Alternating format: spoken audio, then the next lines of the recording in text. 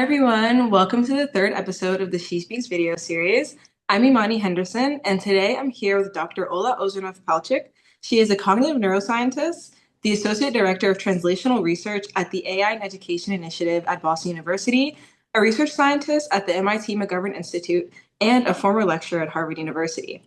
I'd love if we could start with having you share a little bit about your journey and what led you to all the amazing work that you're doing today. Well, thank you so much for having me, Manny. Excited to be here.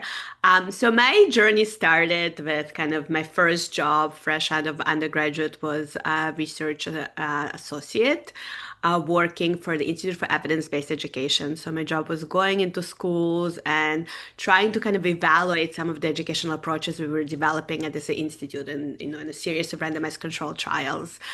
And working with kiddos, like I would come in and, I would test the kiddos that are receiving our reading interventions and seeing that some children are really making amazing gains while other kids are kind of struggling behind and, they're almost like not very excited to see me. And, they're really struggling with decoding and reading those words on the page. And it kind of inspired me to think about like, looking under the hood and trying to understand why some children are responding to instruction and others do not. That's kind of set me on a journey to become a cognitive neuroscientist, which, is what we do is we develop experiments and we use neuroimaging approaches to try to understand what are some of the underlying mechanisms of the behavioral processes that we see. And so I received training as a cognitive scientist at the Tufts University, and then I did my postdoctoral work with John Gabrielli at MIT at the McGovern Institute for Brain Research, where I'm still as an affiliated scientist. Um, yeah, and so my work really been driven by like this question of why some children learn to read so easily, whether others are struggling. I've been studying developmental dyslexia for a while. Um, yeah, and that's kind of led me to my research.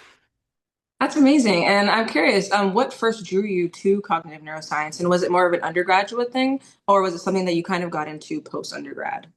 Yeah, that's a great question. So actually, my bachelor's was in psychology, and I had a minor in philosophy, which clearly you see a theme here. I was really interested in kind of like, how people make meaning and how people interpret the world and really understanding people better. And that's what drew me to this educational research that I've been doing post my undergraduate degree. Cognitive neuroscience, like I mentioned, kind of really allows us to look under the hood. And trying to kind of understand mechanistically what is happening and what can explain the behavior that we see. And so we could have two children that are doing exactly the same on a reading test, right? But they might have completely different underlying mechanisms that are kind of helping, that are supporting those processes related to reading. I've also been kind of driven by this trying to understand developmental dyslexia, which is we know is a neurobiological disorder, and trying to kind of see if we can use some of the neurocognitive mechanisms that are associated with dyslexia as early predictors of which children will develop reading difficulties and which children will not. And also, again, to understand why some children are responding to instruction and others do not. And so, cognitive neuroscience really allows us to kind of through this very carefully designed experiments and tools to kind of pick really and kind of into the processes that otherwise look the same in a behavior, and that's what was really exciting. I'm curious, as somebody who is very new to the world of research, and I just started my first research position at the MIT Institute for Data Systems and Society. I'm curious what skills or mindsets you feel will be crucial kind of in this next generation of researchers and innovators. Mm. I think the next generation, like previous generations, it's always very important to kind of be grounded in cross-disciplinary work. It's very easy when you kind of embark on this journey as a scientist to kind of stay in your lane and be very siloed in the tools and the approaches that others that are investigating similar things are using. And what I learn is what is really most productive and thus kind of the most impactful research is this ability to integrate across different disciplines and get inspired from other disciplines. And so, particularly if you're thinking about translational research, it's also very important to, to talk to the people or, they're impacted by your work continuously, both for inspiration of ideas and research directions. I know that, used to be really kind of was true in my case. Just being in schools inspired me to think about things in a different way and from different perspective, but also understanding your frameworks and your tools better and developing new research ideas. And the other thing I would say is like being really comfortable with complexity and uncertainty. I think that's really important for anyone who's, is becoming a researcher. What I think I noticed that often distinguishes people who are scientists from people who are not scientists is certainty. As a scientist, I'm almost never certain in anything, and I always cautiously interpret any result that I get, and always cautiously talk about the results that I get, in other science, because we know that kind of what distinguishes something as true from something that's not true is something as small as like the p-value, right, of your finding. And unfortunately, more and more so because we have so many different platforms for people to, to talk about topics. There's a lot of misinformation there, and often people who are kind of propagating this information are not researchers, and they're really talking about things in high certainty. And I think people are tempted by that certainty and by this confidence. And that kind of creates this climate that I think we kind of have right now, where people don't really know what is true anymore, what is scientific evidence, what is not scientific evidence, how to make informed decisions grounded in evidence. And so I think our job as researchers is to kind of communicate about the importance of this uncertainty and complexity, and be very transparent about it and be transparent about research, which is, I would say, the other thing that I think is important in terms of mindset is transparency and the things that we know, the things that we don't know, our methods, because I think we as researchers, and it's not our fault, but in some ways we created this kind of fertile ground for this misinformation because the papers we've been publishing are so complex and hard to understand, because they're hidden behind paywalls. All those people who are doing the translational work are often mistranslating our work, and we are not represented in this kind of conversation. And so yes, I would say, embrace cross-discipline, be translational researcher, make sure that you communicate your findings in a way that people can understand, and then embrace uncertainty and complexity, and do so in a very public and confident way, if that makes sense, like explaining that research is ultimately uncertain, and yeah, and complex. And I'm curious if there's anything that you wish you'd known earlier in your academic journey.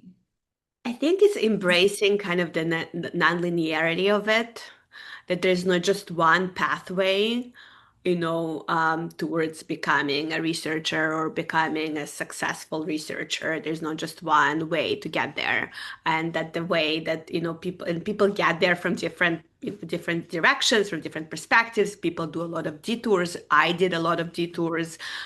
And that's okay. And that makes you a better researcher, maybe even a better multidisciplinary researcher, and maybe even a better human. That it's okay that you're not, kind of linearly going on this, one trajectory from like, getting all AP classes in high school in science and then doing an internship, and, and it's okay to question whether you're in a correct trajectory. I think what's important, and we should all talk about, is that this journey of academia is a really complex one. That it often is very demoralizing. You may be kind of unhappy along the way. That if you're feeling like this imposter syndrome, that's okay, because everyone else is feeling that as well. It doesn't mean that you're not a good scientist, or not on the path to become a great scientist. And so I think, yeah, so I would say like understanding that, again, there's not just one journey, that, everyone kind of questions themselves and their belonging. And, don't look at anyone else. That's, I think I would say the other thing is like, embrace your own kind of journey. So it may often look that other people are kind of maybe doing something better or more successful and, smarter, or things come easy to them.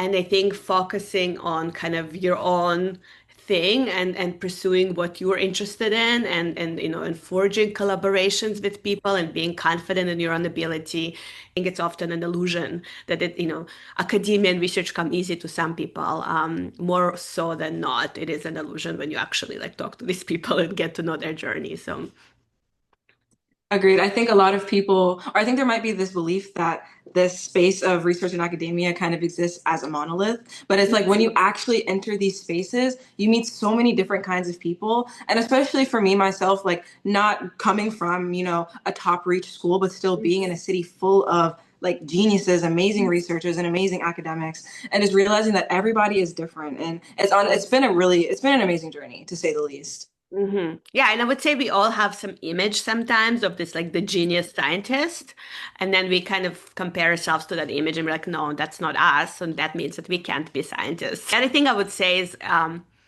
being open to collaborations is something that I learned. Again, I think there's a bit of a narrative in academia is like, you know, you can get like somebody's going to steal your idea, or people, if you actually open up, people may think you're not good enough and whatever it is. But I think the more you talk to other people and the more you kind of reach out and collaborate with other people, the better your work will be ultimately. And I think I learned that as well.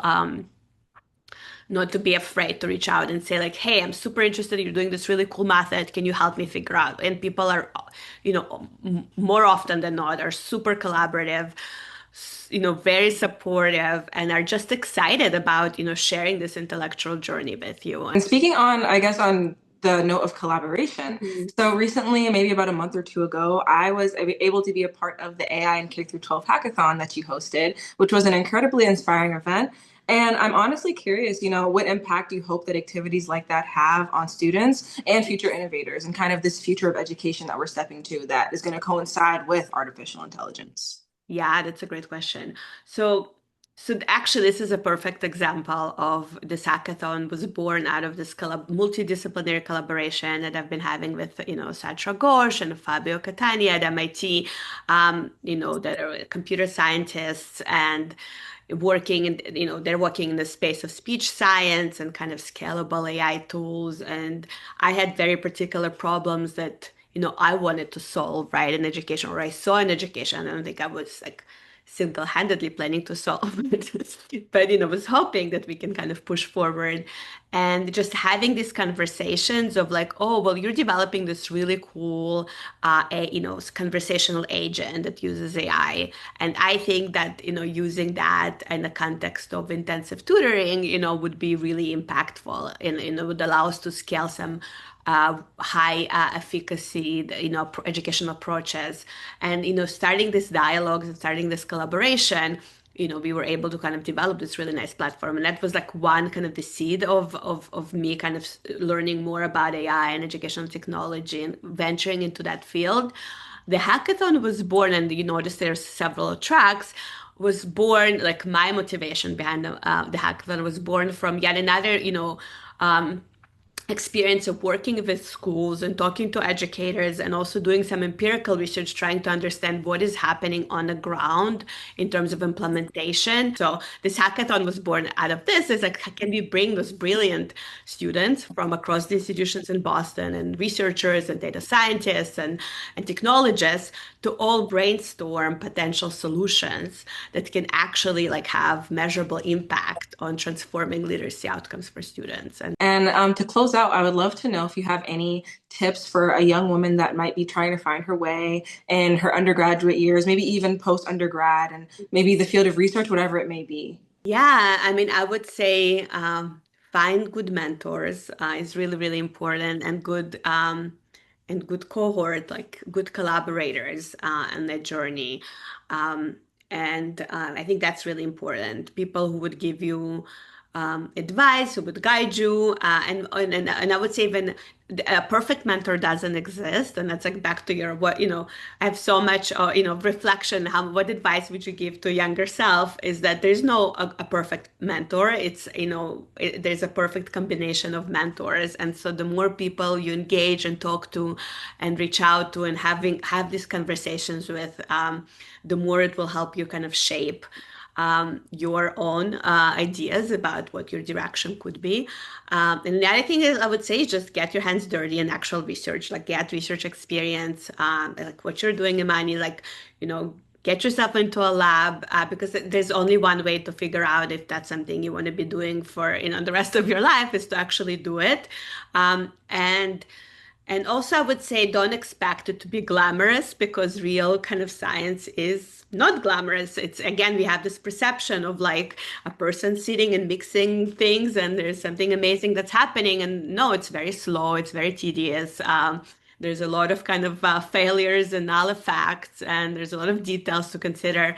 And so I think, having that experience and saying like, despite all of this, I'm still interested and I'm still committed and I'm still passionate about the discoveries. And yeah, I think, yeah, so get research experience and get your hands dirty in it. So to understand if this is something that's right for you. Thank you for joining us for the third episode of the She Speaks podcast. I hope you all enjoyed, and I can't wait to see you for the next episode. Thank Bye. you so much for having me.